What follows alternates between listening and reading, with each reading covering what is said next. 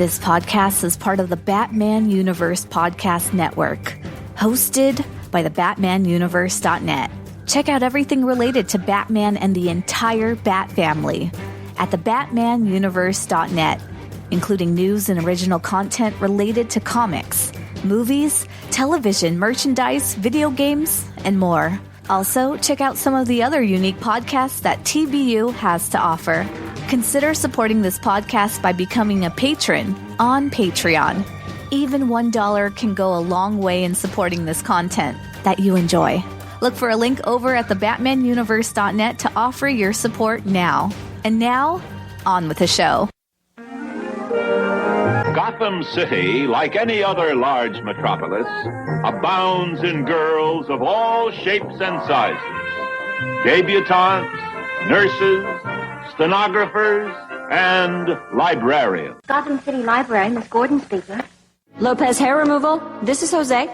Holy transformation. 1 minute, plain Barbara Gordon, librarian and Commissioner Gordon's daughter.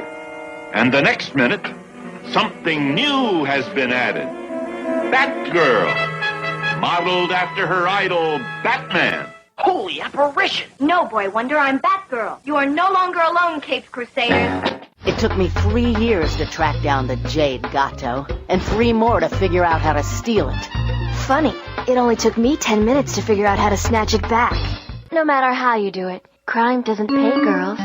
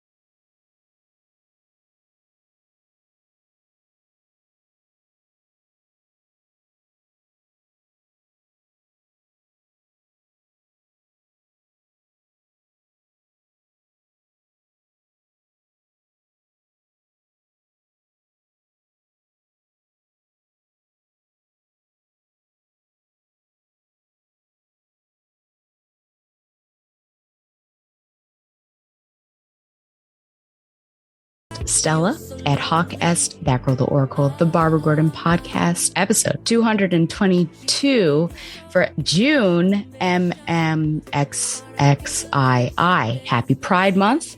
I will try to make this episode as queer as possible within reason, because there is one section that I will complain about in regards to queer baiting. So that's the only thing. But everything else, I'll try my best. Batgirl the Oracle is brought to you by MileHighComics.com, your new and collectible comic book store.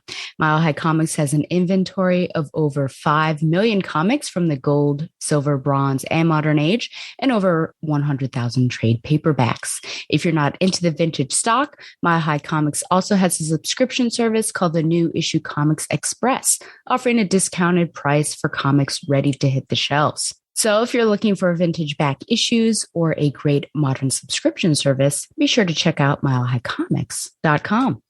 Well, this episode is going to be pretty quick and dirty because I'm about to hit the tarmac and go to Germany and Austria, and I needed to get an episode out before then. So the front half with the vintage is going to be untouched, but the back half, there won't be a Nightwing. So for all of our Nightwing sexual identifiers, you will be without for Pride Month, which is a bit of a bummer. But hey, at least I got an episode out. I was thinking about, what sort of things I could talk about. Certainly this intro is not going to be as crazy and long as last time. I do want to talk about my first trip this summer, and I guess just latest trip to Busch Gardens, which is an amusement park in Williamsburg, Virginia. And there's also one in Tampa Bay. It has a sister in Tampa Bay, Florida. There was a new roller coaster due to come out this summer called Pantheon. And as a classicist, of course, I needed to go on this because, it's going to go through the Roman pantheon of gods. And as I would say mostly a roller coaster connoisseur within reason, there haven't been any that have been too intense. The most intense one, I would say, and the one that does check my mortality and give me pause and does make me nervous every time I go on, is called the Intimidator at King's Dominion.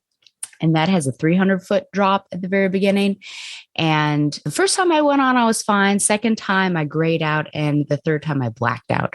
So I don't know if I'll ever go on that again. It's also the only roller coaster I've never been on in the front, with the exception of Pantheon, but I've just been on one. So anyways, Pantheon, it is a multi-launch coaster. It is now touted as the fastest multi-launch coaster in the world. I think its max is 73 miles per hour.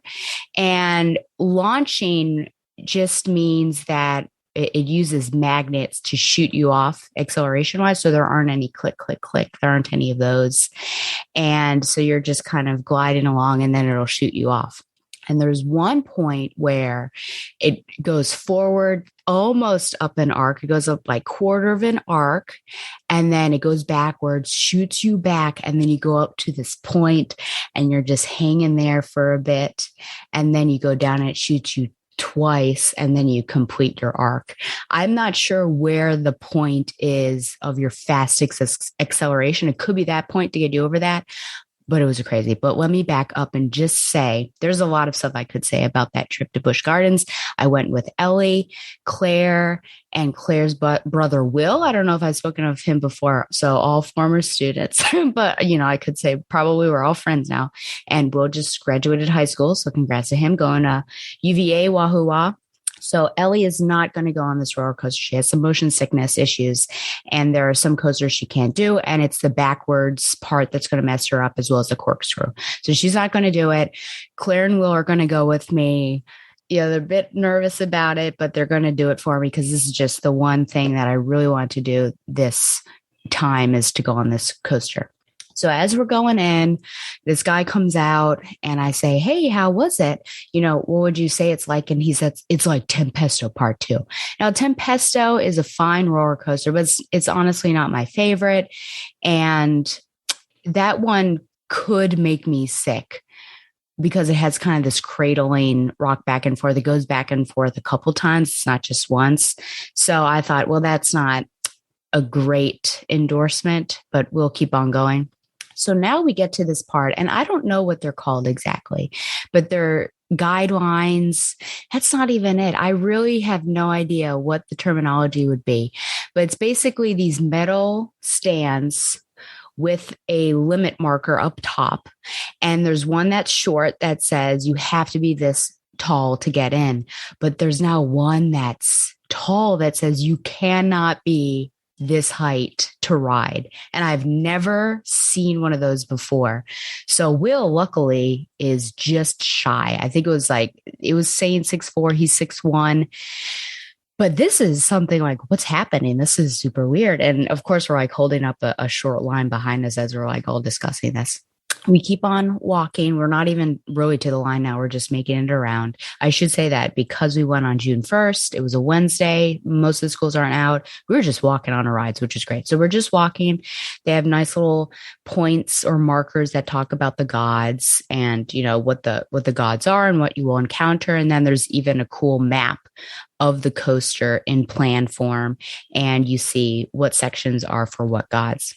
Before we even get to that, now there's a warning right before we turn the corner. There's a warning that says you need to have 2 fully functioning hands and you cannot have an amputation on a leg above the knee. I personally have never seen this sign. My 2 comrades were already nervous and they're even more nervous. I'm getting nervous because I've not seen this. So now we go. Now I do love the front row, but it's the first time. Also my comrades, well, I guess it wouldn't have mattered, but the front row is there's a line. So we just go in and we're going to be like second and third car or something like that. there's going to be a couple in front of us, chat them up. Have you been here before? And they're like, no, but you'll be fine. I asked some of the people that are in line for front row, has anyone been on this ride? No one's been on this ride, but this one child. And this child said, now she's probably like 10, but I'm like, okay, tell me all about it. And she's like, why don't you let it be a surprise? And I thought, ma'am, that is not what I asked. But her mother said that, who hadn't been on, she said, all I've heard is that keep your neck back. And I'm like, okay, well, I guess that's good advice because this kid's not helping me out. Plus, children are fearless. So really, can you trust that? So we're going to be, let's say, the next coaster, the next coaster. And people that were chatting up, they're in there. Now there's some sort of holdup. So there's this guy, I guess maybe there's no like big boy seat because on some coasters they have big boy seats. So if you are bigger, you can still get latched in. They move him to another row. And one of the people that are working is like trying to shove him in there, like trying to click the seat down. It's not working.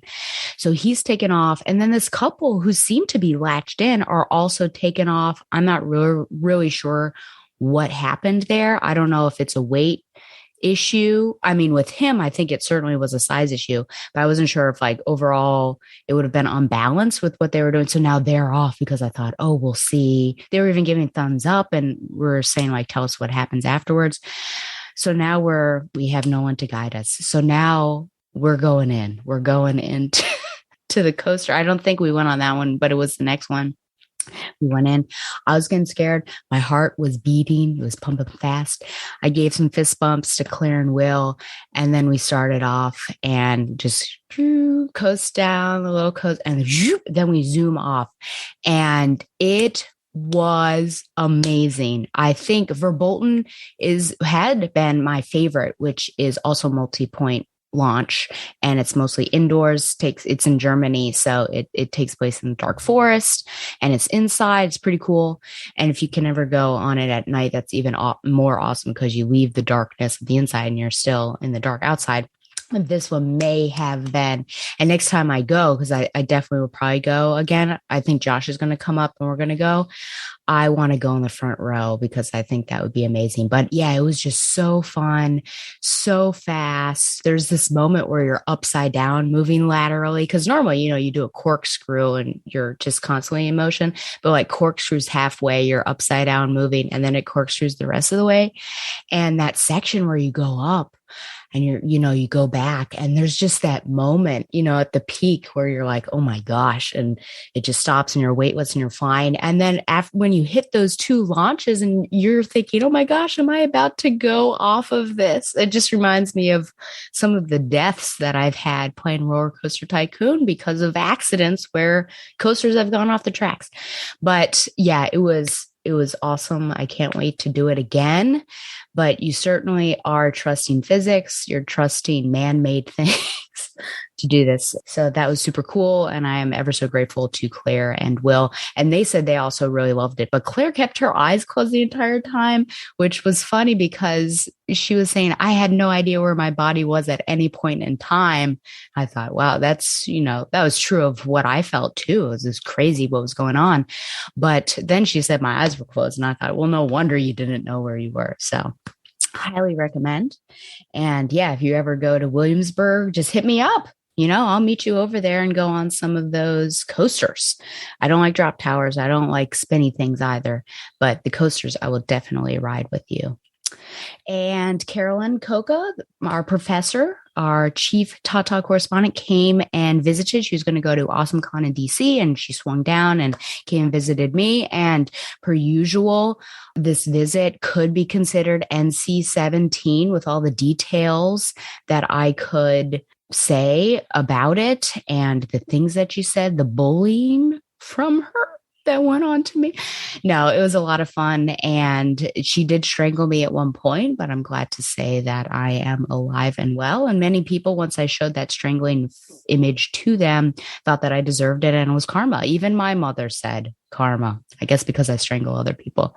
So that was a lot of fun. And it's always sad when you have a friend come to visit you and then you spend, like a whole day together.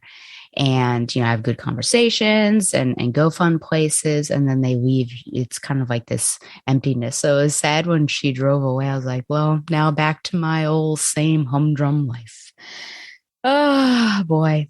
And I think that was the only thing I was going to talk about. Of course, I can't really talk about Germany and Austria yet. I will say, however, that I do know a couple places now where we're going, but I'm just kind of along for the ride. It's definitely my father's trip. He wanted me to go with him. And then it's two of his friends, one of them from high school, and he was in a band with him. And it's lovely that I don't have to worry about details and things like that. So I'm just along for the ride. Every place, every destination will be a surprise for me. Okay, let me move on to Find Your Joy, aka Shag's Mac and Cheese of Comfort and Joy, and what's been giving me joy in these times. Times are up and down per usual, but we can make it.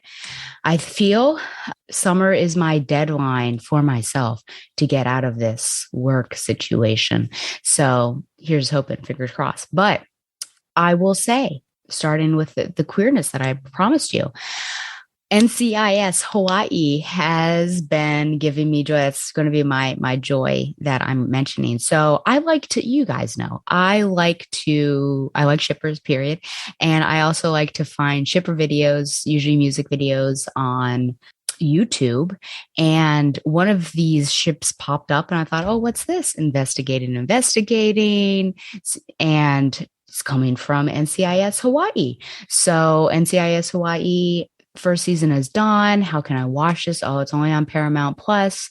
So I ended up getting a free trial of Paramount Plus just so I could watch NCIS Hawaii, so I could see the Lucy and Kate ship happen, which was nice. Then it was very painful for a very long time. And then it was nice again. So, but it turned out, I really like Lucy and Kate. Ernie is really fun. And the boss is the first special agent in charge as a woman, which is really cool. So I ended up actually really liking the whole cast of characters and really liking the show. So it wasn't like I was just watching it for the ship, because in the beginning it was certainly like, I'm just watching this for the ship. But then it's like, oh, I actually really enjoy these people and this is super fun. And I'm happy there's a woman in charge and that kind of thing. So I recommend it if you're interested, I guess, in military things. I know that's not everybody's thing. There was something funny. I think I was looking up people because someone looked familiar. Captain Milius looked familiar. He played Captain Carter's romantic interest on Agent Carter. I don't know why I called her Captain Carter, probably because of Doctor Strange too.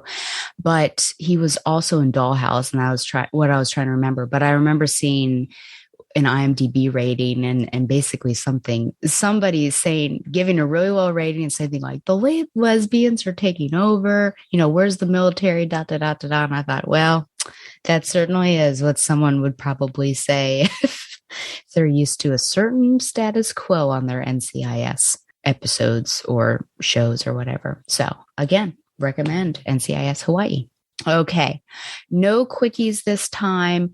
There is a batch of Nightwing that I need to do, but I felt like I didn't really need to do it yet because she's not even in, Babs is not even in a couple of them, and there's like enough Babs dick going on in what I'm about to do. So I'm going to do 3 Birds of Prey issues, the last 3 before Gail Simone, and I never thought I'd say it, but really I cannot wait for Gail Simone's run to begin. And a big reason, honestly, is because of this arc here. Really, these 2 arcs that we have with Hernandez, it just was not my speed. Let's just say that. Okay, so we're doing 53, 54, and 55.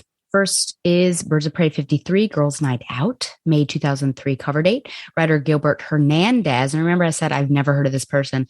Carolyn actually texted me and said, just so you know, he's one of the brothers that writes Love and Rockets. And that's something I'd never read.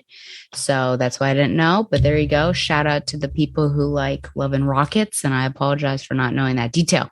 Artist Casey Jones. He's back from beating up the shredder. Colorist Hi-Fi. Dinah and Barbara take a much-needed vacation and reflect on their most recent adventures. Barbara just wants to spend time on her laptop. That's not a vacation. But Dinah spends her time with a man she met at the bar, Tom. Back in Gotham, Tom, Dinah, and Barbara go out together. As they leave the club, they are jumped in an alley where Tom is amazed at the other two's combat skills, in particular Babs. Dinah is conflicted about her friendship with Tom now that Oliver is back in her life. Barbara is having her own conflicted feelings about Dick, who has left several unanswered messages. Back in his apartment, Tom answers the phone and addresses the caller as Danko, his brother. Here we have the cover. And it's interesting because of the rips on this. You would expect there to be like a third person. And I guess the only third person we would know would probably be Babs. But there is no third person here. It's just Dinah and this guy. We'll assume it's Tom. Of course, it is Phil Noto. But you kind of wonder, why is it torn? It says Getaway Paradise and then Gotham Airlines. Okay. So I am glad that someone is asking the same questions that I was about the fake killer moth in the previous Hernandez arc. If you remember just who he was, how he got in there, all that. Dinah's asking those sorts of questions. Dinah's also, besides asking questions on that, questioning herself, which is a bit bizarre. So it says, not for the first time, she wonders how she fits in this universe of superpower beings. Even with her canary cry and skill at martial arts, she sometimes feels terribly outclassed. I think, and it was a running theme for the previous arc for Hernandez, that he seems to be treating this cast of characters as if we're meeting them for the first time. But because it's issue 53, we certainly haven't been. But this is a Dinah questioning herself way back in issue 1, which makes sense. Or, a Power Girl questioning herself after she lost her powers, not now. So don't really get that, but maybe new reader friendly. I don't know. We're doing, of course, this insight into the mind of the characters thing again. Just like I said, like we're getting to know them, but Babs does at least ask herself why she didn't feel a bit more after Killer Moth killed himself. And if you remember, I myself also wondered why she was not emotionless, but she certainly wasn't emoting as much as I would have if someone had killed himself right before my eyes. Dinah, I feel like, is acting a bit strange. At one point, she says, there's a cute butt. And then Babs says, where? And then Dinah says, in the mirror. Okay. Babs wants to go up to the room. And then Dinah is saying, not unless somebody will be joining you. And Babs says, what has gotten into you this trip? Don't answer that. I predict a Sex and the City type response. And Dinah goes on and is just being... If you get this reference, I know we're on a DC Comics podcast, but I do it all the time. She's being a total Mary Jane, just partying it off. So clearly something is the matter, but it's just like, it's a bit too much. And you're only seeing her being a bit too much and not so much like, oh, what is it? But even Babs can kind of intuit, oh, it's probably because Ollie's back and she's wrestling with these feelings and everything.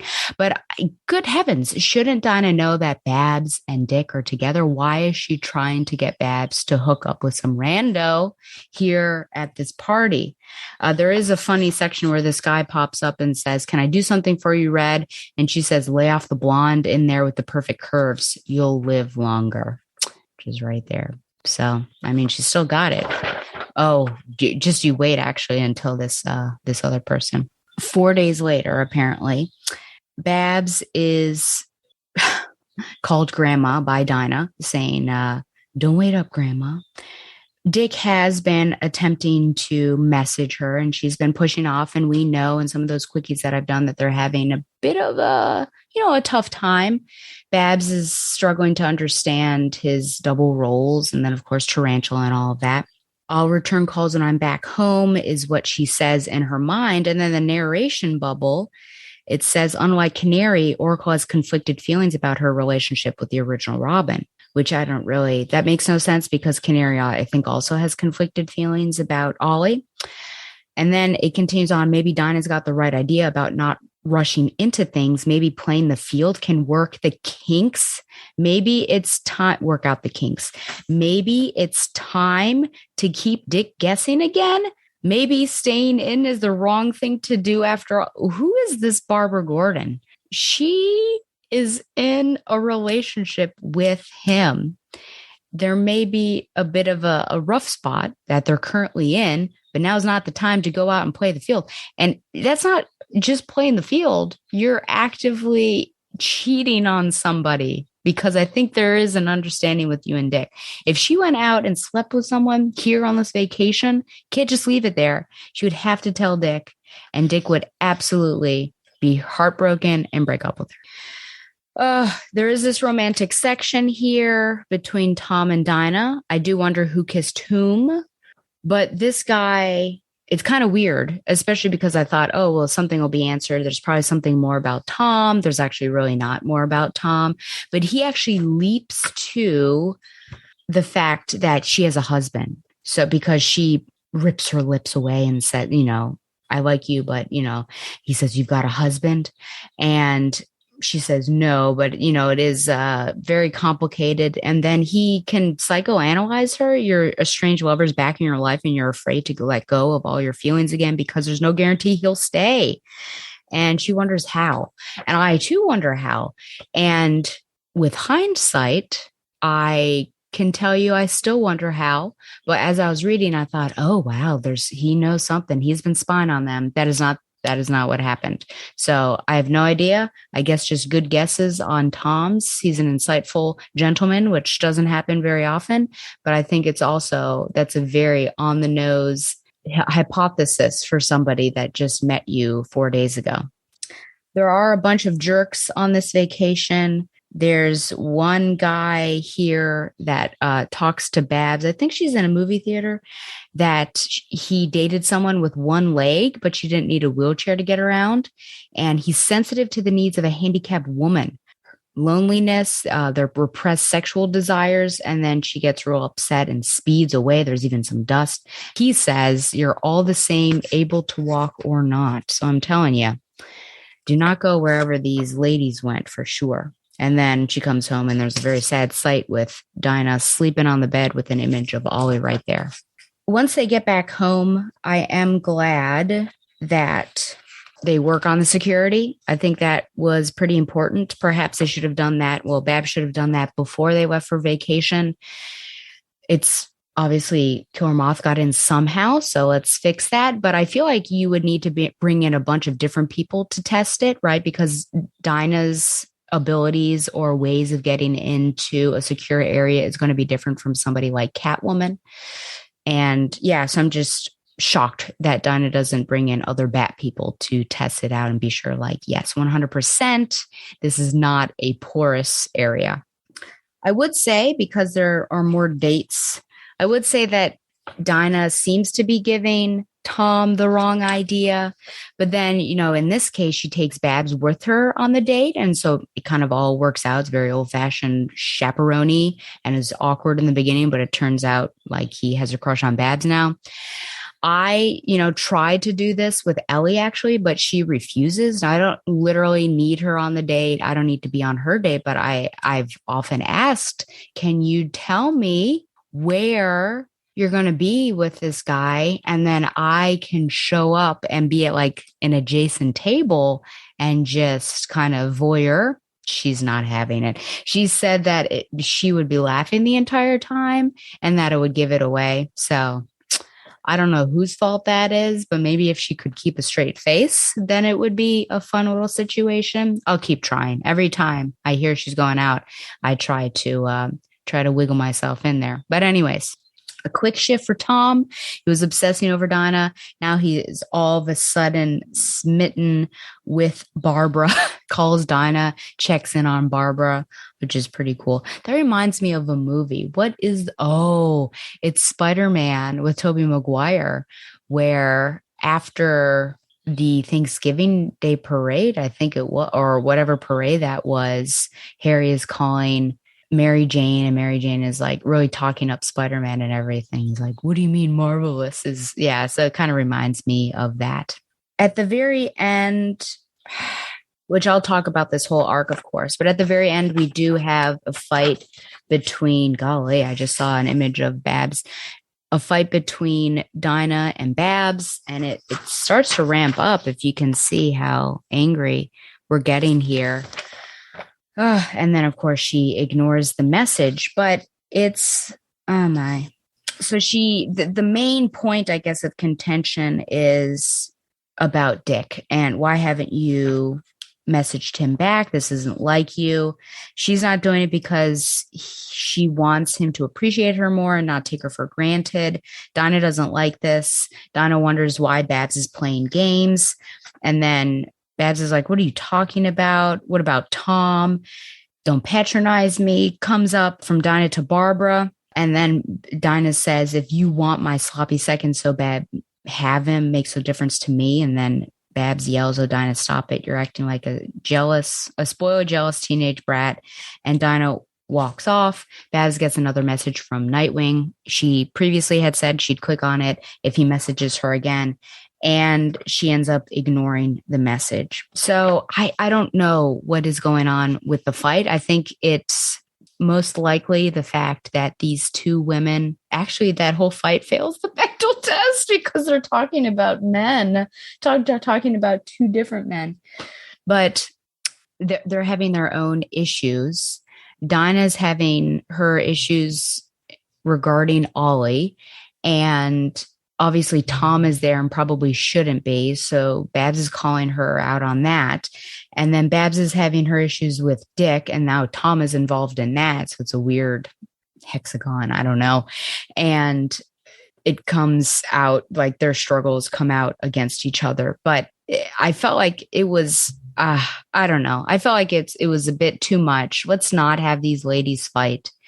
The whole vacation was a bit of a drag anyways, where they just were, I guess Babs was acting as she normally would as a recluse. And then Dinah was just like over Dinah-ing. She was definitely a Mary Jane in that situation. So they weren't really bonding. Like that could have been a really cool vacation with them hanging out with each other. But instead we failed the Bechdel test and we had to have some men involved, which was, I don't know. But it just seems unbelievable that Babs hasn't let Dinah in on what's going on with Dick because they're best friends. And so I think that Dinah should know about Tarantula, about all that stuff that's going on. So having Dinah question Babs, like, why are you doing this? She should know because Babs should have told her. But I think Dinah's absolutely right that Babs playing games and why is she doing that? So I don't know. I'm going to give this 7 out of 10 guys who think women with or without legs are all the same. My question is, what did we learn from this particular issue? Which I'll ask at the very end of this arc. What changed from this story from the very beginning? So we shall see. But I guess, we mostly learned the relationship hangups of our girls. And not even explicitly. I think you need to know these characters more, which is a bit of a fault and a contradiction, because if Hernandez is, to a certain extent, as I see him doing, writing this as if first-time readers are coming on, because he is giving us a lot of insight into who these women are solo, he is failing to do that in terms of who these romantic interests are and why these women might be struggling. So he should have gone the whole way. But again, I think it really fails. And honestly, 7 might be generous, but it fails to do the relationship of these women justice, because they wanted a vacation that should have been like, how could these ladies hang out together and bond more and be best friends? I don't know. That's crazy. Okay. So I'm going to move on to Birds of Prey 54, Gotham Magic, June 2003. Writer Gilbert Hernandez, penciler Casey Jones, inkers John Beatty and Jose Marzan Jr., and colorist Hi-Fi. While out in the streets of Gotham, Black Canary runs into Nightwing in the middle of a fight and assists him. Nightwing asks her about Barbara, who has been avoiding his calls, and Dinah tenses up, thinking about her own falling out with her friend. Dick takes the initiative and confronts Barbara himself to ask why she's been avoiding him. Meanwhile, Tom connects with his brother Danko, who has been suffering from blackouts and memory loss, forgetting weeks of his life at a time. Later, as he is watching a TV program about the Justice League of America, Danko starts to remember his past as an apprentice to Felix Faust. He also remembers his vendetta against Barbara at Tom's mentioning of her. As Dinah runs into Metamorpho, who wants to thank her for her help with his family way back in Birds of Prey 52, she starts thinking about her own family, including Barbara and Oliver. She heads back to their base to find Felix Faust waiting, or so they say. And I noticed as I was going to my long box to pull out that I have a couple doubles of 53 and 54. I think might have been one of those situations where it was on my Dick and Babs list, but I was lied to. And you're kind of lied to here, right? This cover, which is pretty cool. Again, a Phil Noto. Yep. But it seems like, oh, Dinah and Metamorpho and Dick, they're all going to go into action, but that's not necessarily what happens. Okay. So I do like the beginning where Dinah runs into Nightwing and then Nightwing asks about Dinah. Dinah contemplates what's going on because this has happened at least once before, right? Where was that Birds of Prey 8? Where Nightwing and Dinah have this person in common. And so they can talk about her. And of course, they're coming from different vantage points of it, and their relationships are different, but they've had that discussion before. And in 8, I think it was not 100% clear like who this person was, though you could kind of intuit, oh, it's Barbara. But this time, like everything's out in the open. So it is interesting to have them talk it out. But I almost wish it would have been more intimate. But, you know, when you're talking with a third party, and it's not someone that is in that relationship, right? So if Dinah is talking about Babs to someone who is not Babs, you don't want to go too into details. She does say she's got a lot on her mind, I guess. Almost bit my head off the other day. Of course, I'm not totally blameless. So at least she's talking about kind of the stressors that's going on and encourages him to keep bugging her. I felt like this section was really weird where Dick and Babs actually have a conversation. Babs is treating the conversation with Dick so lightly, and he's being sorry. He's talking about how important these things are. It starts off funny because, of course, like I said, needed to test that security system. So he's gotten all trussed up there. But, you know, he apologizes, explains, and he asks, you know, is there someone else? And she says, right, boy wonder, like, I have the energy. But I don't know, like, he's being, I think, very genuine. And she's, I guess, if I could use the words from the previous issue, just, playing games here, I think. You know, she then practically cheats on him in an Ethan Frome sort of way by going out on a date with Tom. And even Tom gives her a cheek kiss. I mean, what am I reading here? Like I said, some Ethan Frome business where she might not be romantically dating Tom, but it's certainly a break from Dick. And I think Dick was lurking in the corner. I don't know. It is like a emotional affair or a break or something like that. But then she goes home and she's actually with Dick. He does not ask about what he has seen. She does not fess up. But it does, maybe that's all she needed was some time alone with Tom to realize that Dick Grayson is the one for her. I don't know. I think probably more personal work needs to be done to figure out what's going on here. But I am a bit nervous about this particular relationship. There is tension between Dinah and Babs now, which is, I think, unnecessary. You're getting it mostly over the headset, which is nostalgic, of course. But Babs kind of waves a white flag and asks if you want to get some coffee. And Dinah's busy, but says, you know, she'll take a rain check. So hopefully we get back to a good relationship there. Oh, boy. Okay, well, it's Danko Twag. So he's not dead. We kind of discover what he actually did in that stasis field that Babs had him trapped there. But we also get the past that nobody really asked for, but I guess it is good to understand his humble origins as a sweeper for Felix Faust and kind of stealing his mystic arts and the knowledge that goes with that and all of that. It seems like this arc is about straining Our Lady's emotions and relationships, but For what purpose? I think we're pushing them to answer questions that we know the answers to already about who is important to them and why. And I think they know those as well. So it's just a bunch of over dramatic, unnecessary dramatic nonsense is what I'm going to say. I still think I'm going to give this higher than it deserves, but I will give it 7 out of 10 trussed up dicks. Okay. And now we're moving on to our last issue, which is Birds of Prey 55, Heroes and Heroes. July 2003 is the cover date. Writer Gilbert Hernandez, penciler Casey Jones, and inkers John Beatty and Jose Marzan Jr. and colors Hi-Fi. After his break-in to the clock tower, Black Canary and Oracle realize they need help stopping Danko Twag, who has the teleportation powers of Felix Faust. Dinah calls Metamorpho, who is in the middle of a battle himself. She doesn't get a chance to call anyone else, however, as Danko returns, this time with his brother Tom in tow. Barbara attends to Tom while Dinah and Danko teleport away and continue the fight. Dinah learns more about her opponent and his desire to prove himself as talented and successful as his brother.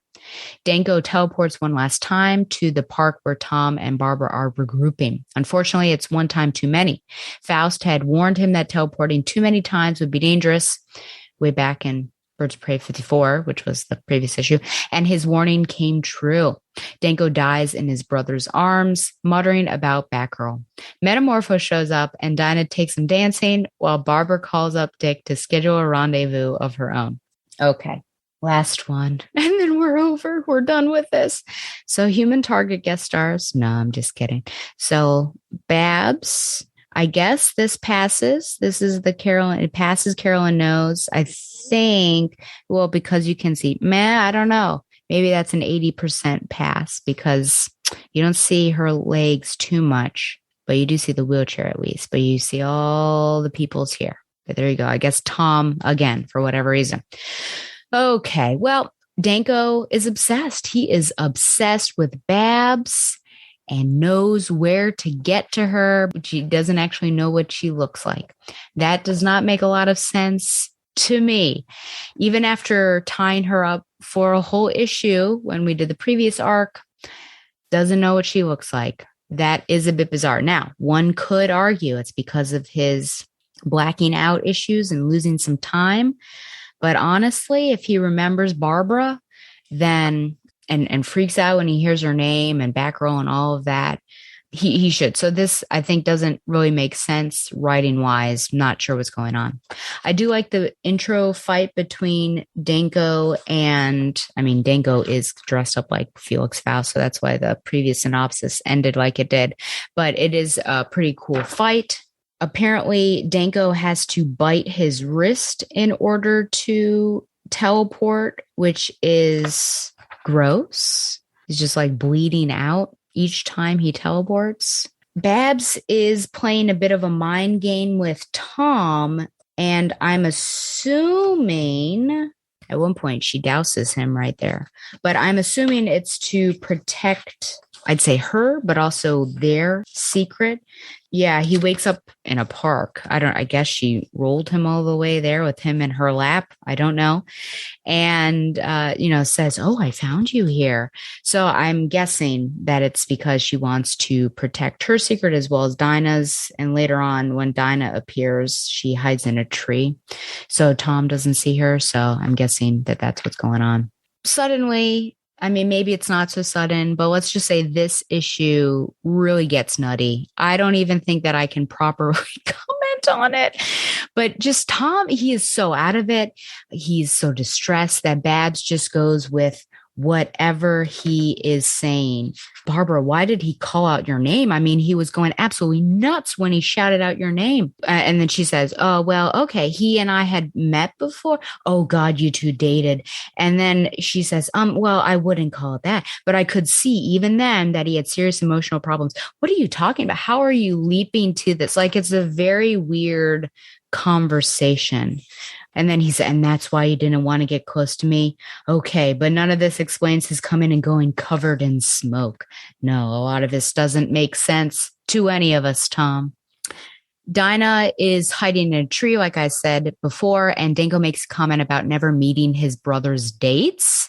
And at this point, when Barbara is mentioned, he doesn't fly into a frenzy, which is bizarre, but actually begins apologizing and even apologizes to Batgirl. And then Tom, after Danko dies, is adamant that he has to go find Batgirl. She said, Batgirl, I have to find Batgirl for him. And then Barbara says, you can't, Tom, she doesn't exist. And then as a thought bubble says, not anymore, which is pretty interesting. We find out that Tom leaves Gotham, goes back to wherever he needs to go. He left town without a word. Yeah, I don't, where did he go? Why would he leave so hastily? I guess the easier answer is that trauma, right? Trauma makes us do things that from the outside of that trauma you don't really understand. And this was to have someone and a close friend, a brother die in your arms is pretty traumatic, as well as whatever was going on, him being gassed up and then kind of kidnapped to a non-secure location in a park. I guess he just wanted to get out of there, but it seemed like he had an emotional connection with both Dinah and Babs, so I am surprised that he didn't seek them out one last time and kind of go through what had happened. I don't know if Tom reappears, but I hope he's doing okay. Well, at the very end, we have, it could have been, right? Is this just 2 panels? Ridiculous. We have 2 panels of a Bechdel, I think. Nope. Sorry. Of a Bechdel failing section between the two of the ladies. Now, I kind of just wanted this for this arc, right? Of these 2 women together, hanging out, having a vacation. But instead, this is where I said that to a degree, right? It would be all about the pride this episode. But here we have some queer baiting here. You know how I do not like the queer baiting between Babs and Dinah. So let's see here. Dinah says, because in regards to Tom just leaving, right? Dinah says, you don't think Tom suspects anything about us. And then Babs says, you make it sound like we're an item. Maybe we better get going before somebody else thinks the same. So, I just don't like that. But anyways, I will say the writer gets an F just for leaning into that queer baiting of Dinah and Babs. I just want them to be friends. I think that women can also be friends without them having to be shipped together. And I do realize that I am also a hypocrite because Kara and, oh my gosh, what is her name? Oh no, Luther? Not Lana Luthor. Heck, how have I forgotten? Anyways, that ship, because it's like Luthor Corp, isn't it? Or Car Corp? I can't remember what that ship is. Even though they're friends, there's something about that just feels like there's some romance brewing there. But anyways, I just don't like these 2 women doing that. And I think that goes way back when to that one particular image. Who knows what Gail Simone will do in the case of this. Hopefully there are some queer characters coming into the Birds of Prey. I know that the actual cast of characters starts to expand, so that would be nice. I don't know what the point was of having Metamorpho. He shows up right here. He appears very briefly in the previous issue, just on a phone call. So I guess maybe that was his point. He appears in that issue so he can appear in this issue. But here it's just to take Dinah dancing. I mean, what? And, would Sapphire like this? I don't think so. But, my morals and ethics when it comes to relationships are different from other people. So perhaps it's okay. Okay. Babs, Dinah, they're back together. Babs, Dick, they're back together. But what did this arc do? So that's my question for these 3 issues. Aren't we back where we started, except that we know that our beloved Killer Moth is not the Killer Moth, which I feel like I just want to erase these 6 issues from continuity so that the Killer Moth is the Killer Moth. But honestly, yeah, everything is back to the status quo as if nothing had happened in this particular story. And I think the purpose of stories, or at least comics, is that it is pushing something forward. So to have it actually be a literal ring, and not a ring composition, because that just is recalling the end, but the beginning and the end to basically be the same, I don't think that's very good. So I'm going to give this, I made it lower. Still, I think I'm being pretty generous. 6.5 out of 10 bitten wrists. Or as I said before, I'll say one more time that I am looking forward to the Gail Simone run, because this was not up to snuff. So there's some pressure on Gail Simone, I have to say. And mainly coming from the outside world where people are telling me how good it is. But now there's there's already some internal pressure because I want it to be as good as Chuck Dixon, which is kind of my favorite run. So, okay. I do have some listener emails. Mail time. Mail time. Mail time. The mail's here. Here's the mail. It never fails. It makes me want to wag my tail. When it comes, I want to wail. Okay, so I do have a couple comments from the previous episode YouTube video. So first of all, Donovan said, Alfred can't be triple fired because Batman said he was on his way to give backup. He can't fire him for following orders. And I said, are you sure Alfred was the backup? And Donovan replied, yeah, Batman said help is on the way and Alfred arrived. Who else? Plus, he wasn't mad at him for appearing, just for keeping him out of Dick's room. So I do appreciate this. And Donovan has now become, I have chief Tata correspondent, chief hairstyle correspondent. Now I have my chief jerk whisperer and hypocrite apologist, and that is Donovan Morgan Grant. So congratulations on that particular title. So if Alfred can't be triple fired, then perhaps it's really Batman who should be triple fired, because he has a child going into battle. He has a woman going into battle, and he's got an old man going into battle. So probably Batman should be fired and just kicked out of Gotham by somebody. Hornacek gave me the thumbs up that I now know about the green ring around when I'm sharing. So I know what's up. And now I'll go into my actual email. So one of them was a YouTube comment, but he wrote in as well. So I will read this from Adam Rogers, specifically 221 part 1. It's been years since I've been able to follow the podcast, but although I have not had the time to follow the comics since I started my new job, I've had time to follow the podcast again. I also left the following comment on the YouTube video, but I thought I'd share it here as well. Winky-faced emoji. Yes, it is pretty weird to objectify animals. In fact, you have no problem objectifying men like Nightwing, but being highly disturbed by a woman like Cass, which is perfectly normal on its own, of course, a winky face and the thumbs up, is actually a double standard. As for the issue, I'd say it was just poor writing all around. While Batman is often acted like a major jerk in comics history, I don't agree with that portrayal. I prefer his depiction in BTAS. Sure, he could be a bit of a jerk at times, but in the end, it was always clear that he cared about his friends, family, team members. And Barbara was just, wow, I don't see her acting like that at all. That was just terrible. Even more out of character than Batman, in my opinion. And then he got those eyes. Longtime fan, Adam Rogers. P.S. I don't really ask for directions much either, at least not from people. I rely on Google, LOL, a winky face emoji, and then one of those nervous sweat emojis.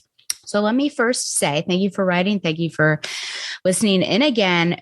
Now, the objectification of the animals, I guess I'm just going to keep doing it. I will say that there was a moment I was showing Carolyn around my alma mater's grounds, and there were two dogs, and I said, okay, are we going to objectify? She did. She turned her head and we looked, and we decided not as fuzzy as the corgi. So I'm going to keep doing it. I don't think anyone is being harmed in the process. I'm not shouting or hooting or hollering around them. And as for objectifying men like Nightwing, which, ooh la la, of course I'm going to do that, but being really angered at the objectification of Cass. Now, you call that a double standard, but can you double standard the double standard? Because the double standard already is that women are constantly objectified, but men are not. So now if I'm reversing that, I think I'm negating it and maybe helping society out. And I was talking to Carolyn about this particular comment, and she had something great to say, and I wish I was recording. But basically, you know, with Dick, I'm just admiring the male form and appreciating it. But when women are objectified, their value is being taken for granted, basically, and it can also lead into dangerous situations. And they're more commodified and treated like an actual object than anything else. But with Dick, I still appreciate him as a person. So I'm double standarding the double standard, and I think that negates. So there you go. Now my next and final is from my former BFF, Shayna, and you'll find out why she's my former. I'm not going to play act. I read this and I audibly gasped, as I sometimes do for those people who know me. So she writes, BFF Stella, I have a confession to make. I was one of the people who trolled you on your Twitter poll. I couldn't help myself. I'm not even reading Nightwing, and I didn't have any context for the question you were asking. It was just too tempting. If you want to revoke my BFF status, I understand. Though perhaps you were already considering it when I praised Gail Simone's Batgirl in my last email, winky-faced emoticon. Well, you're right. You are in timeout for this episode, Shayna. And then the next episode, I will allow you back into the BFF status. Nobody screws the wool! She continues, since finishing number 6 of Batgirls, I've gone back and reread the entire arc while ignoring every narration box. There was a lot I forgot about and some interesting stuff that I hope we'll see revisited moving forward. A lot of things felt rushed to me in this arc, and I wish a little more attention was given to the interpersonal dynamics of the team. For instance, in number 1, there's some compelling friction set up between Cass and Steph and Babs that seems to get resolved way too quickly. Babs starts out in number 1 worrying about their identities and Cass/Steph disobeying her, only to completely throw those concerns in the garbage once she realizes they have Tudor, Seer, the Saints, and a serial killer to deal with. I think it would have been so satisfying to see the team overcome that kind of interpersonal friction while dealing with and eventually triumphing over multiple threats. That being said, the interpersonal stuff we did see between Steph, Cass, and Babs is what I've looked forward to most while reading, and I thought it was some of the strongest stuff this run has had to offer. Steph's arc was also written well, and I hope we will see character setup and development like that in the future. And I do want to keep reading. I'm very curious to know what is going on with Seer, what Mr. Dhaliwal might know, and if our creepy neighbor is actually a serial killer. So kudos to Clunan and Conrad for having enough open questions to keep me hooked. Overall, I think I had a better experience binging these 6 issues instead of reading them month to month, though binging tends to be my preference. Which brings me to a question I have for you. In your experience, have you found that some comic series are better when they are binged instead of read month to month, and others vice versa? I'd love to hear your thoughts. I don't read enough comics to have an opinion myself. All the best, and apologies for the betrayal. Well, temporarily former BFF. That is a good point, and that's probably something that I should do. I think when you are reading things on the micro, right? You're like so into it that you do almost lose the bigger picture of the macro. And so reading those 6 and having it all come together and knowing what the starting point and end point is, I think there is probably a better appreciation. And that's sometimes the issue with this podcast, is that I am so in the details of everything that I forget to bring myself out. And well, sometimes, like I did, though, you know, with Birds of Prey, that I am looking at the nitty gritty, but then I backed out and I said, oh, well, what did we learn? We really didn't learn much. So I at least try to do it sometimes. There are some series that it is good to binge because everything works really well together in that way. And also month to month, you can forget what happens. That's a constant criticism that I have with DC Comics in general, because they do not have the previous as Marvel does. Marvel will have like a previous, this kind of stuff happens so I can refresh my memory. But DC has never done that. One comic that comes to mind that is really good binging, or at least like a consistent read. Well, actually, there are 2. One of them coming to Amazon, which I'm very excited about. Paper Girls is one of those. And Morning Glories, also by Image, is really intriguing. And that's because there's a lot of there's like time travel. It's really complicated stuff. And so going month by month, and then there had been gaps sometimes during arcs. Like that's really hard to keep track of what's going on. And with Paper Girls, also, there's lots of time travel. So if you forget, and I think there was also a hiatus at one point. So if you're forgetting what's going on, it's really hard. So I did an episode on Pop Culture Affidavit with Tom about Paper Girls and reread the whole series. And I loved the series already, but I loved it even more sitting there and reading that in a large chunk.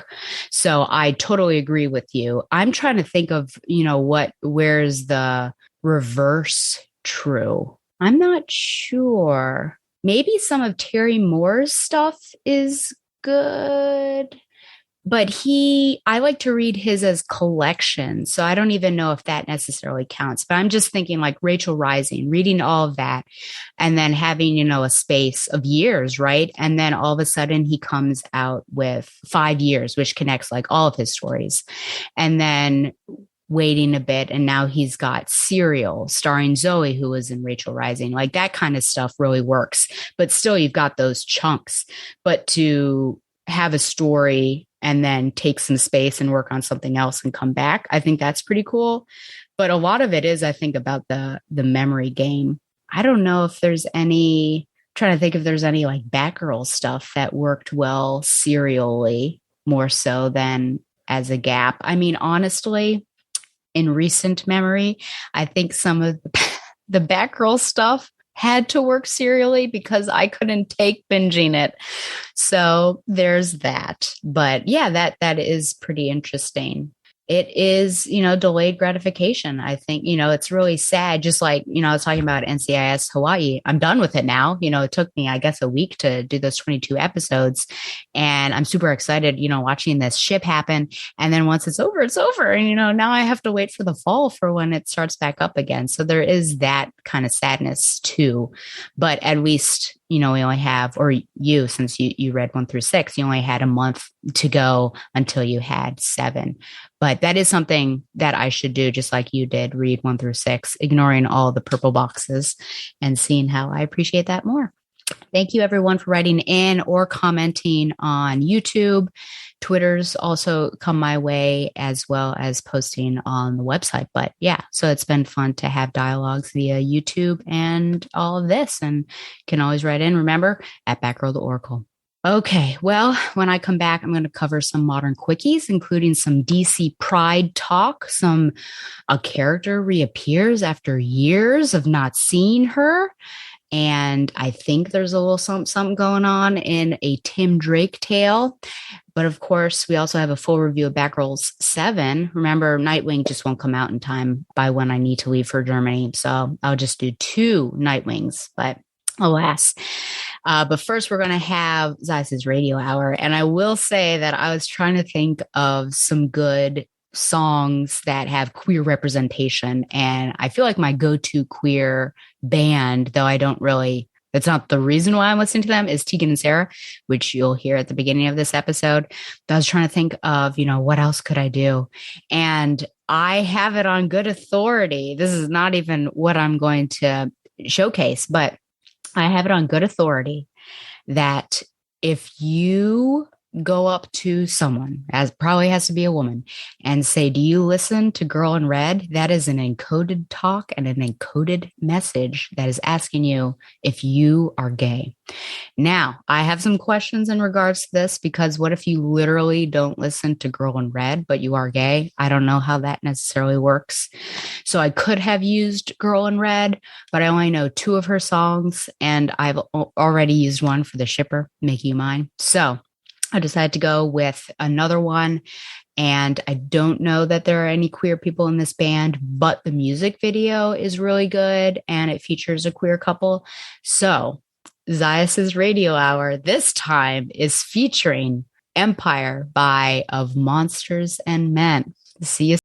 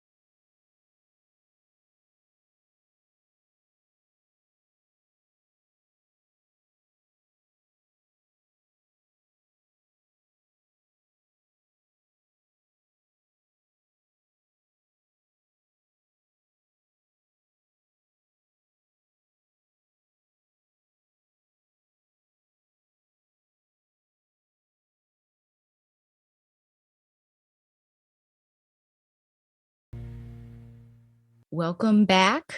I recently told a listener who was complimenting me on my previous video, and I said, I really shouldn't do these when I first wake up in the morning, but it's literally 4:13 because it's the only time that I have to record the second part. So here we are, but I think I'm a little bit more awake. One, because I had to do a mad dash of reading through some stuff before I got started. So welcome back. We're going to do a couple quickies and then get into Batgirl's number 7. And hopefully, we'll just speed right on through. So I did read Urban Legends number 16, and this was the final part of the 3-part Birds of Prey arc that we had. And it says in the synopsis anyways, will the new Birds of Prey crumble because of their lack of trust in each other? And the answer is no. But funnily enough, the person who betrayed them all is Miracle Molly. And it was an interesting story.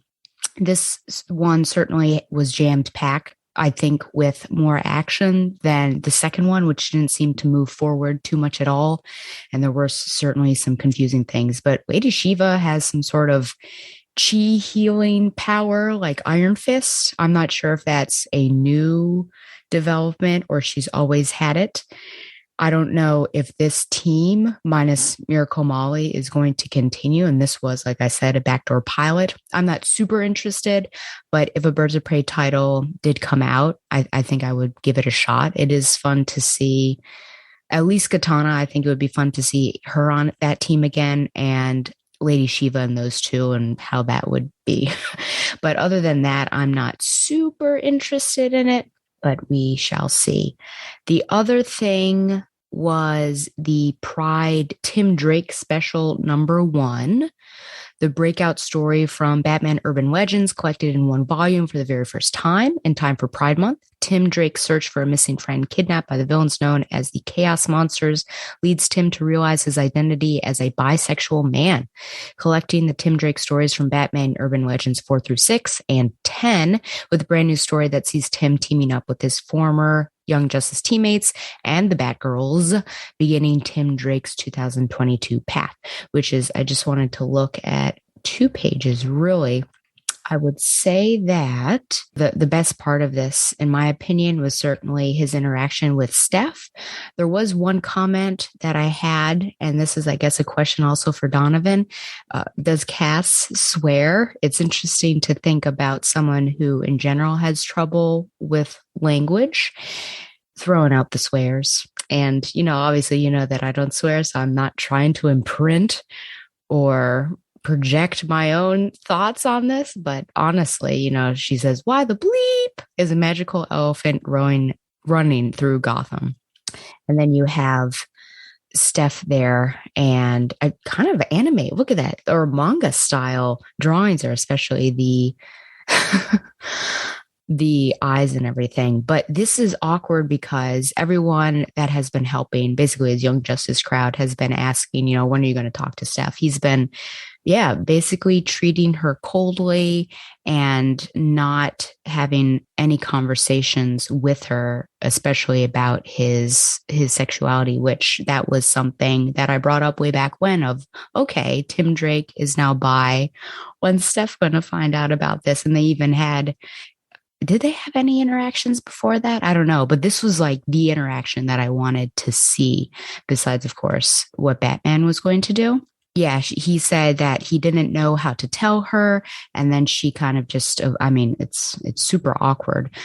And they're working together, and then at the very end, and there are some good moments here, like she has fallen, and she's telling him to go on, and he said, "What? No, never. I'm not leaving you. I will always have your back, Steph, always." And then at the very end, in their civvies, they have this really great moment, and he said he didn't know how to tell her that I wasn't what you expected, that there was more to me than we both knew, and I missed you, and she missed him. And he also says, just because I'm bi doesn't mean that I didn't have the strong feelings that I had for you. He says, I just realized that it wasn't because of your gender. I don't only like girls. And she says, it means the world you told me. We're fine. That is, as long as you buy me a cookies and cream milkshake. And yeah, so that's a really nice moment. I think, oh, and she also gets to meet his current squeeze, as I'll call it. That's a hard position to be in, I imagine, because she found out from somebody else, which is why she was so upset, of course. And you want to find out from the actual person that you have this strong relationship with, but it's not on your timetable, it's on their timetable. So I'm a bit torn with what went down and how it went down. But yeah, so I feel bad that I don't know how she found out, but that she found out and he didn't tell her. He finally did tell her. So I think there was that special moment there. But, in the end, he didn't have to tell her until he was ready. But it just turned into a whole thing. Okay, then the final quickie really that I want to talk about is this Pride issue, which is over 100 pages. There's some really great stories in there. I liked it was a bit scandalous, but I liked the Ivy and Harley Quinn story, which was very cool. I mean, there were a bunch of like double entendres in there. It was basically like sex in a little story, but I'm trying to think if there were any other ones. A lot of the characters I'm not as familiar with. And Damien pops up, which is great. But this was super shocking. So this one was called Up at Bat, and it's very tough for me to read. But the writer is either Hadzia or Jazia Axelrod, and artist is Lynn Yoshi. And it stars, would you believe, Alicia Yao. And you know how many years it's been since I've seen that woman? I couldn't even tell you, but she's kind of just hanging. She's got a bat and she's just hanging out. I never expected to see this woman ever again.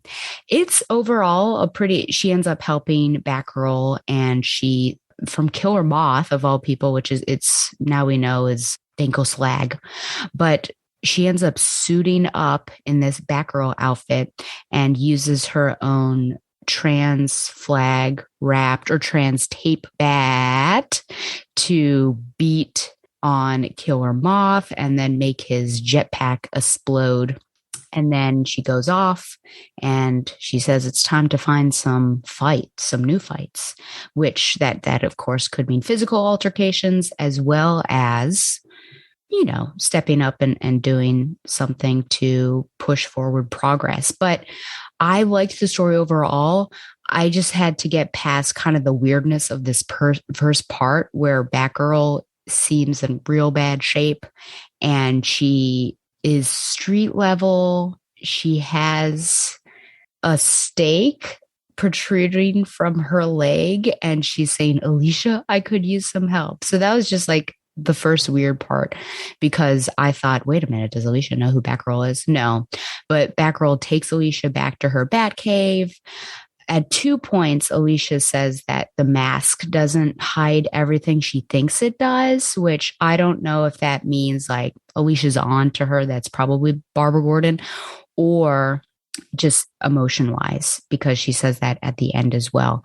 But so if you can get past the fact that Batgirl has been severely injured by Killer Moth, is on the street, and of all the people on the street, it happens to be Alicia, and she calls out to Alicia. She doesn't say, hey, citizen, I need your help. And then also trusts Alicia enough to take her back to the clock tower. If you can get past all of that, it's a pretty good story. But I do wonder, none of those that creative team I've ever heard of, but you kind of look at this, and the art is pretty cool too. You kind of look at this and wonder, oh, could Alicia help out at some point with the Batgirl, which could be pretty cool. But I even forgot, it's been so long since I've seen Alicia that I even forgot she was married, because at one point she says that her wife would not like this. I seem to remember the marriage. I don't remember her name. So that's very sad, but I don't think I've seen her since. Oh, was that the wedding with the Luke Fox and Dick Grayson interaction in Burnside? Was it that one? So it's been a very long time. Maybe this is a sign of Alicia to return. I don't know what that would look like, especially in the Batgirl's story, because we just have enough of a cast of characters to keep us happy. We should work on those and not add another one. But I am all for getting to know Alicia again, if that is what the doctor ordered. Okay. So now let us go to the main event, which is called Batgirls #7, Bad Reputation, Part 1. Story, Becky Cloonan and Michael W. Conrad. Art, Robbie Rodriguez, which I like, and colors, Rico Renzi. Instead of picking up where the previous issue ended with Seer at the Batgirl's loft, we skip forward and we see Seer leaping across rooftops for some reason as the Saints, recently escaped, chase after her. And it is a her, so we can finally identify. Batgirls watch all this go down and relay it to Oracle, then leap into action. The Saints capture Seer and she tries to offer them goods, but they say her transgressions are too great. Batgirls arrive and tell them to stand down, but their counteroffer is they will leave if they can take Seer with them. Batgirls agree. Shocking.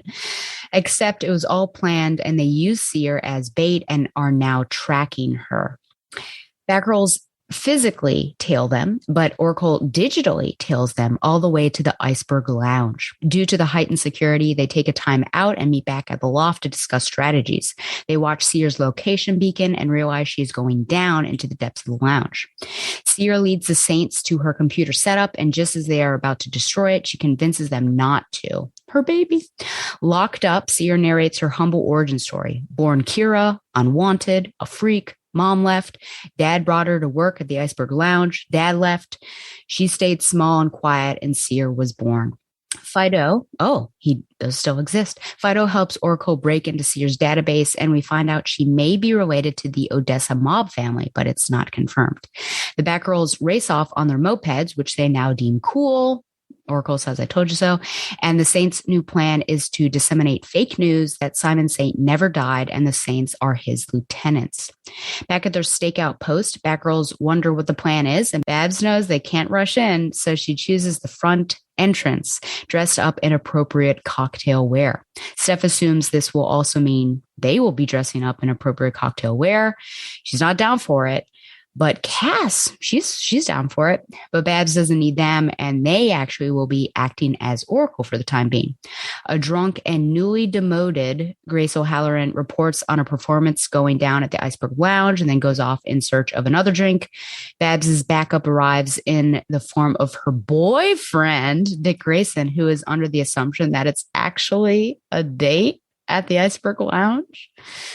The Batgirls, or Oracles, clear the rooftops and wait. Next up, under the iceberg. Okay, so here we have our main cover. The Saints say their prayers. You got the Saints in the background, like stained glass, and you have a Carolyn knows, because you have a full-bodied Barbara Gordon, Batgirl, and then Steph and Cass are behind her. So also, Stella knows because finally they're actually starting to put Barbara Gordon Batgirl on the actual cover. So I think fans of this show, listeners of me, know that one thing I despise in comics is off-panel land. So the fact that we don't actually see the conversation between Seer and the Batgirls is really annoying to me. And I can tell it was to heighten the suspense of the opening as we see here. But come on, don't you think it's important to see how Seer got into this mess, how she convinced the team? If Babs couldn't get at her because Babs was struggling with all of her technological know-how, how did the Saints? I don't know. So that's something that I am confused about. I do really like this panel, but of course it's flooded, I should say, Paige. It's flooded with narration boxes. And I swear the purple narration boxes are from some sort of fangirl or something. Maybe like a Tim Drake 2.0 or Kamala Khan. Maybe this is all simulation. I don't know. I mean, wouldn't it be crazy if Charlotte, that was her name, right? Misfit is like the person doing the narration boxes, and then maybe she'll like appear out of nowhere in some arc and be like, yes, it was me narrating. I've been watching them all along. And then she like joins the team. Like I said, Tim Drake 2.0, because he kind of watched along as well. I don't know. Otherwise, there they are. There they are. Okay.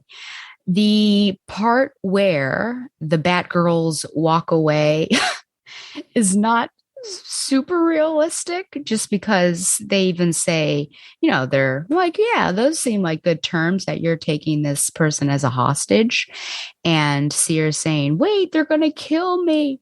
Don't you have a code? And Steph says, you want a code? Call Batman. It's a cold world, kid. Good luck. And I mean, are the Saints that dumb that they would believe anyone that is wearing a bat-like symbol would do this sort of thing? Well, now that I say that, I do think of Jason Todd, but it stretches the imagination. I would think something weird was up for sure.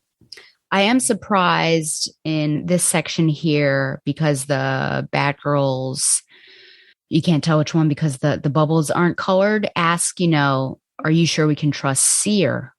And Babs says, honestly, I don't know. Her heart rate shows that her fear was genuine, and the Saints did pass up the opportunity to attack you, ... And the other person says, but why? Oh my gosh, why is there even a discussion on whether or not to trust Seer? Clearly do not trust Seer. She's been with you practically this entire first arc, and also all of that fear state business. Look at all of the stuff that she had done. Why would you trust that person? Now, as someone who does speak about grace, offer someone an opportunity. So see where this goes, but you need to keep both eyes open, as Nick Fury likes to say.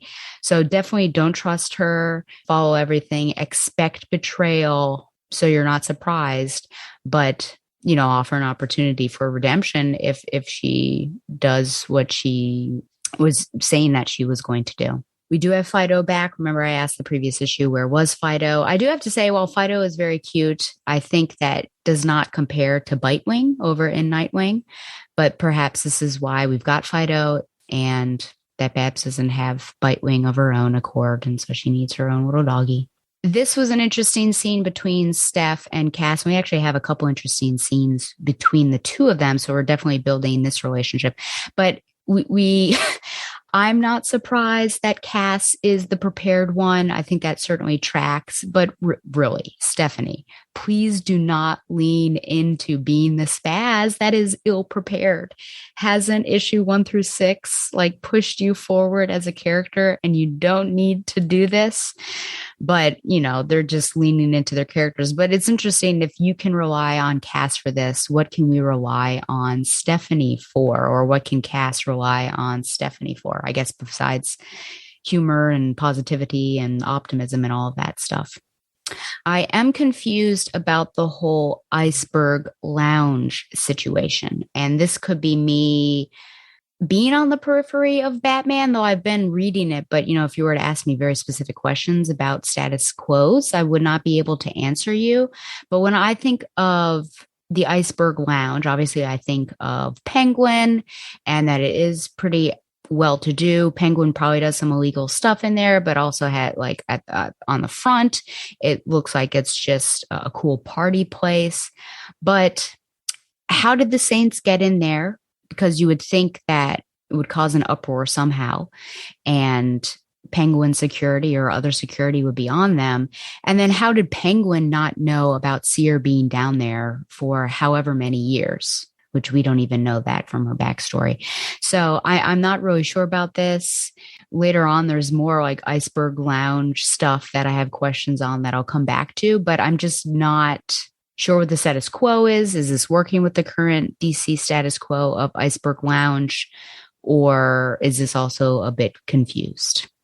When we see them down in the basement, Tarsus certainly reminds me of Obadiah Stane from Iron Man, where he says, Tony Stark was able to build this in a cave with a box of scraps. And so Tarsus also says, hobbled together from scraps, and talks about that whole setup there, which is probably something that Babs would want to get her hands on. Okay, so we have the backstory of Seer Can we call it a sympathetic backstory? Do we buy it?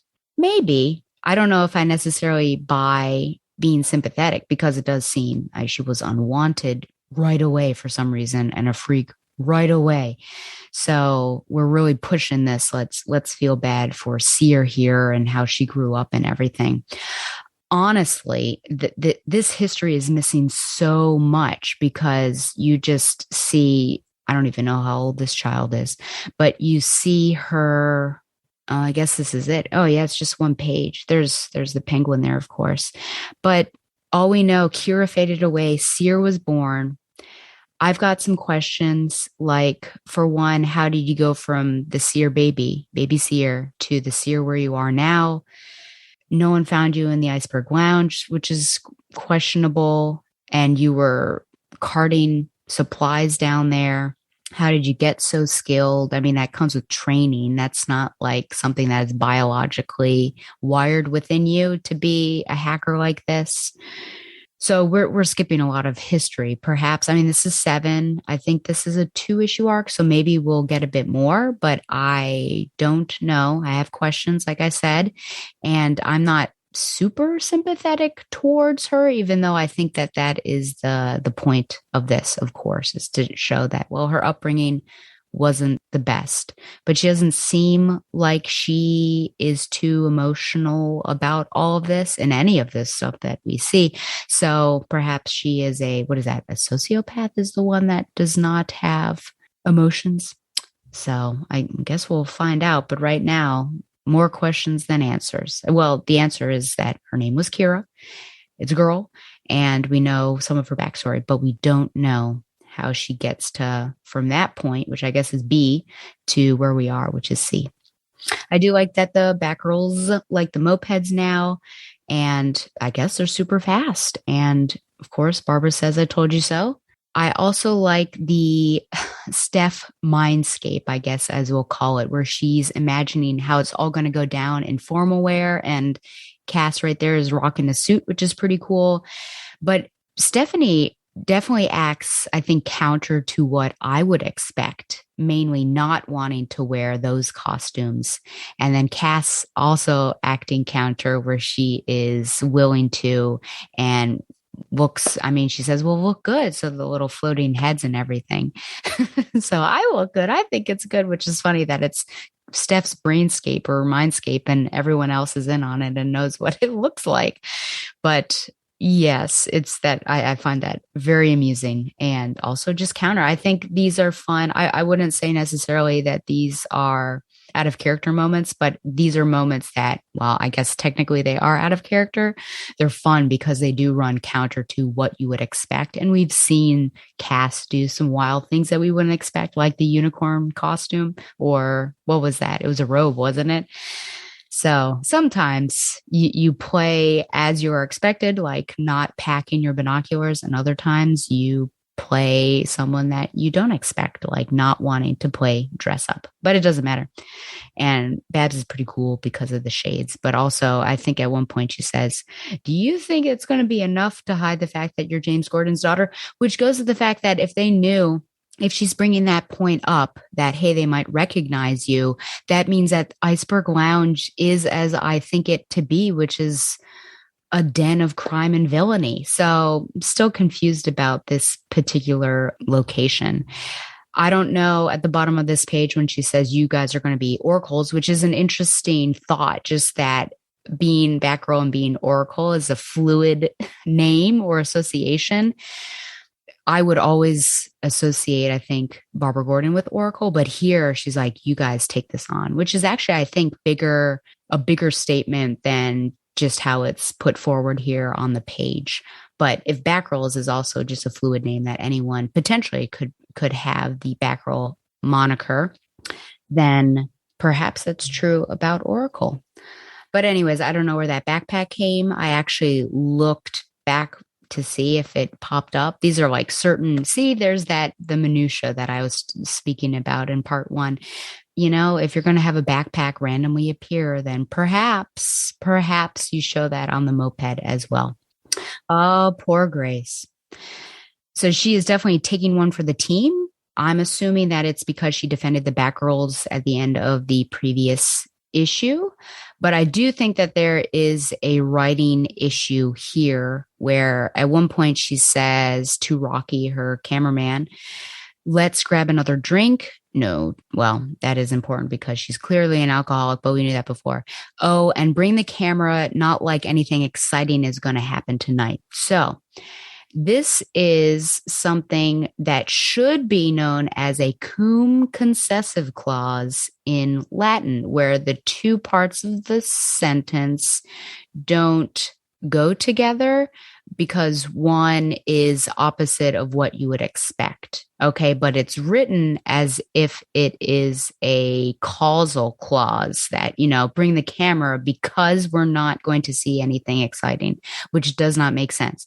It should be bring the camera even though or although nothing exciting is going to happen, because it's counterintuitive.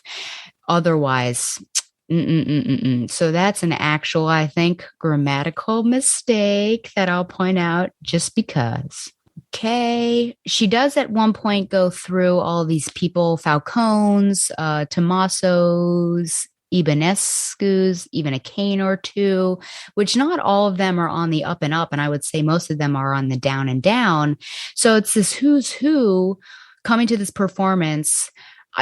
I don't know why it's so publicized. Wouldn't the GCPD be all over that? Or is this just a situation where they know they're gangsters? The gangsters are operating out in the open, but it doesn't matter because they can't do anything because they don't have a legit cause for arresting them. I don't know. But I think it just goes to the point of the Iceberg Lounge is not a good place to be. So I'm confused. And then we have this last section where she's waiting for her backup. And this car drives up and says, hey, they're beautiful, looking for a date. She says, sorry, I'm waiting for my boyfriend. He says, lucky guy, looks who it is, Dick Grayson himself. And then she ends up staring at him a bit. She, says that she was smitten and just staring at him. Oh, and he says, good, stay that way. And so we have this last section, and I don't know, does Dick actually think they're on a date at the Iceberg Lounge? If he does, I'm a bit confused because Babs, of course, would tell him what it actually is. And then I would wonder, why didn't she, if that were it? So here we are. So this is a great shipper moment. I will say art-wise, I love the art on this entire issue. I'm a fan of Robbie Rodriguez, though in this instance, I do wonder why Dick is so boyish looking. He does look so much younger than Barbara there. And of course, she's wearing makeup, so perhaps we've just aged her up a bit. But I don't know. He just looks younger to me. There's another potential shipper moment right here between the Batgirls, which I'd also question. Why are they, for a lot of the issue, on the rooftops without their cowls on?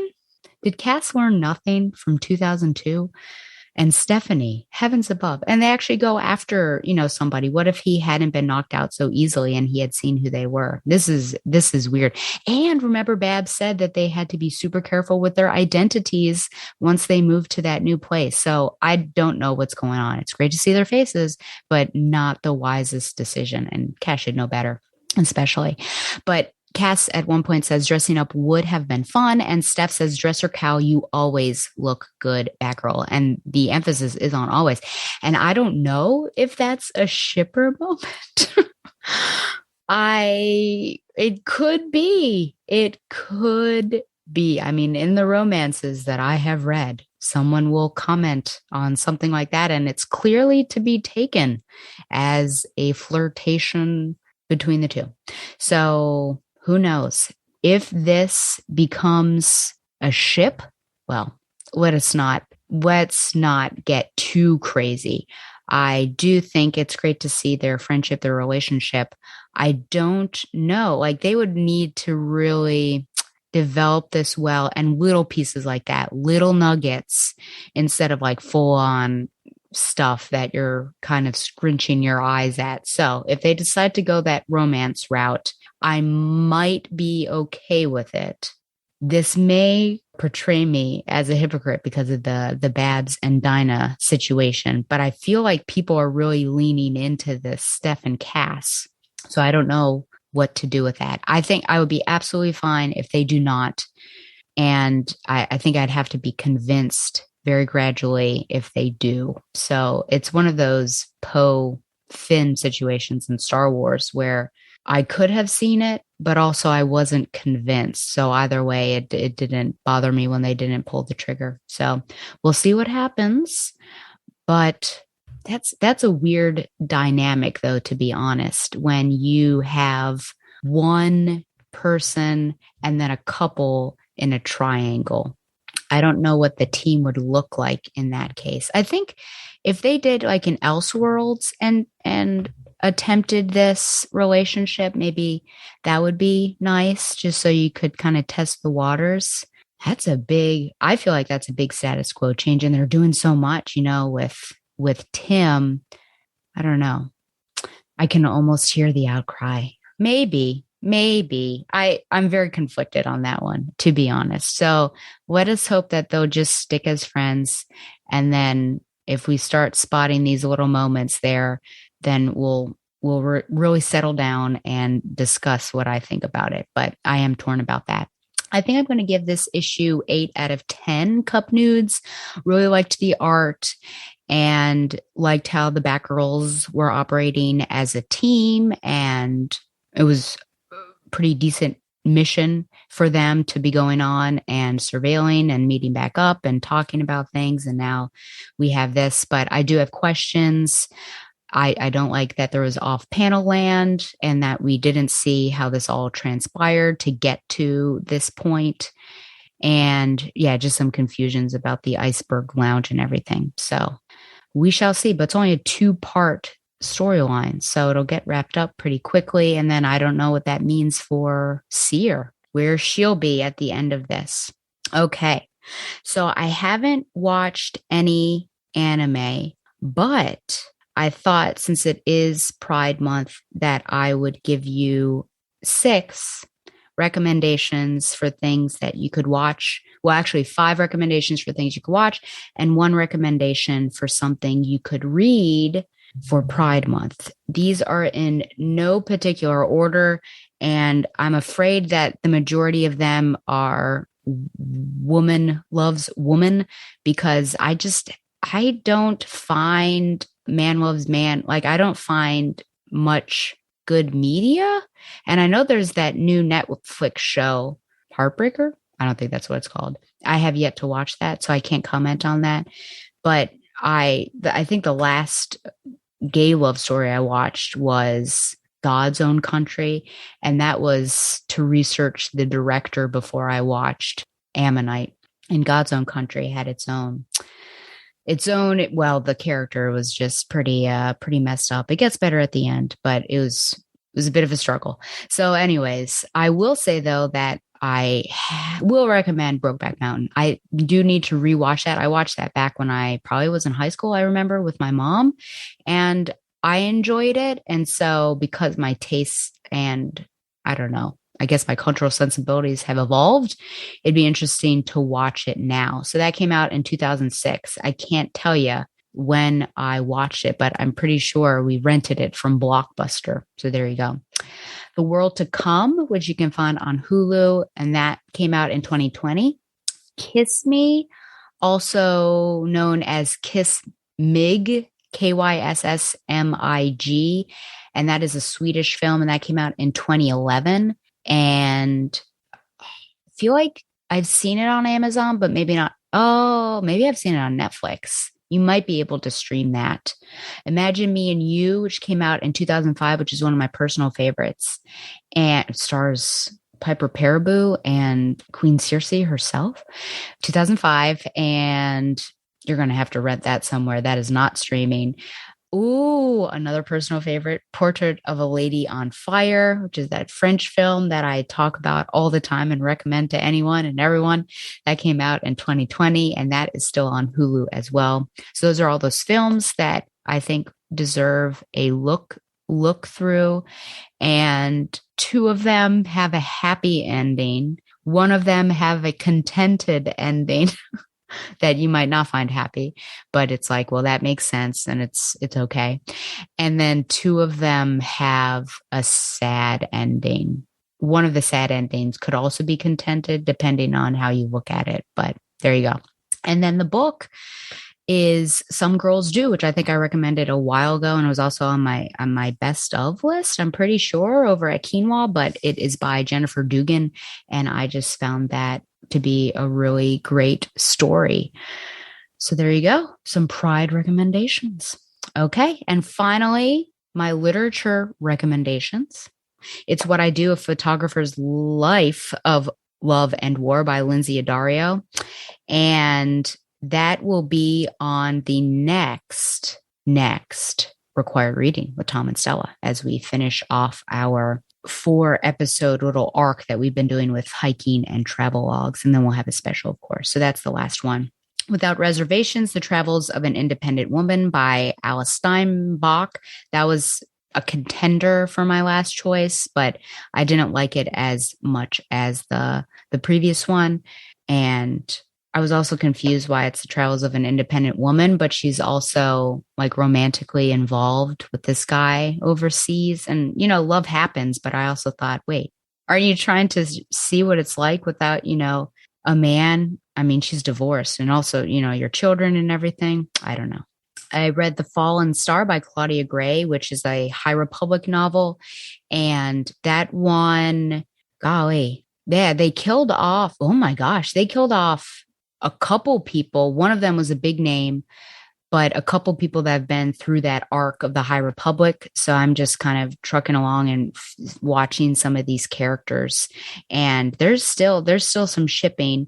And it looked like there was shipping at the end. I don't know if the next novel will pick up and these two Jedi, that one of them really emotes love and the other one is, you know, trying to be closer to the Order. I don't know if those two are going to get together or not. We'll see. I'll keep on going. Off the Road, a modern day walk down the pilgrim's route into Spain by Jack Hitt. I did not care for as much. That is the next required reading. Literally just recorded that with Tom 8 hours ago.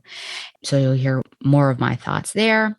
Sea of Tranquility by Emily St. John Mandel. And I actually gave this 5 stars. I really enjoyed that. I thought it was really smart how everything is woven together. And the ending was pretty powerful. I couldn't tell you what it was about for 150 pages, but so I don't think I'd be able to, I don't even want to tell you what it's about. But if you've liked her others, Station 11, Glass Hotel, which there are ties to both of those, then, you know, give this a shot. And finally, Ever by Terry Moore. Not my favorite Terry Moore, but certainly interesting. And it also ties into a certain extent with Rachel Rising, which I really like that story. So I think that's it. Okie dokie. Remember, you can send any questions or comments to backrolltheoracle@gmail.com, like the show on Facebook, or follow it on Twitter at backrolltheoracle, and subscribe to the show on YouTube for an uncut version. Follow the Batman Universe on Facebook and Twitter as well, and support the Batman Universe by subscribing to Patreon. Once again, thanks to Mile High Comics for sponsoring Backroll the Oracle, the Barbara Gordon podcast. So I am off to Germany and Austria, Lederhausen, and I'll see you next month with, I think, some Cassandra Cain, right? Because I'm alternating. The alternation seems to be working. But until then, happy Pride Month again. Love is love, and support those who are also loving. I think that's it. Fly on, Bats lovers. Just plain Barbara Gordon, masquerading for a lark as she rides into the night on her special Batgirl cycle. Who knows? Is the dynamic duo destined to become the triumphant trio? Only time will tell us more about this dazzling daredoll. I love a happy ending, don't you?